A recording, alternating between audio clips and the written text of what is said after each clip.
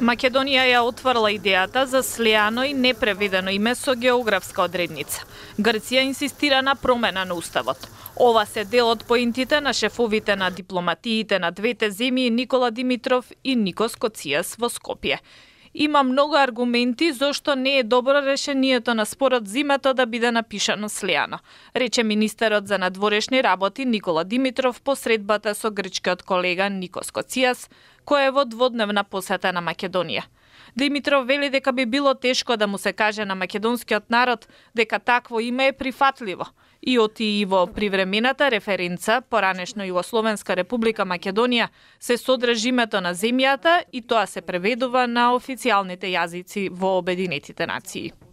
Не може да се каже дека сложено име со некаква одредница која што го содржи зборот Македонија, малку е тешко да се аргументира дека тоа е ако имаме еден збор.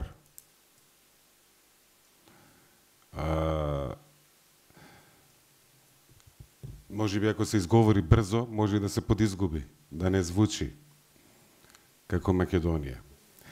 Така што мислам дека е тоа тежок аргумент и за мене може многу аргументи да најдам да објаснам зошто тоа не е веројатно најдобриот правец. Димитров вели дека со филигранска прецизност се работи на овој процес за да произлезе нешто добро за двете страни.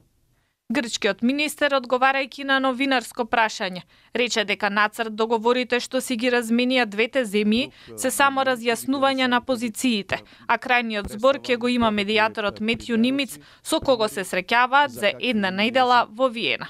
Во однос на тоа, зошто Грција инсистира на промена на уставот на Македонија? Коцијас вели дека на тоа ги натерало искуството од Европската Унија, кога се покажало дека одлуките на некои уставни судови биле над европското и над меѓународното право. И ова земја и како ние што во Грција што правиме разни уставни промени, тоа не е нешто страшно. Законите, уставите, менталитетите со текот на време се менуваат.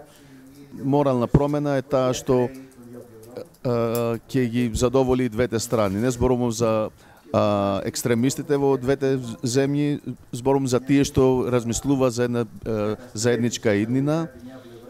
Не бараме едната страна да се уништи и другата да се радува дека победи.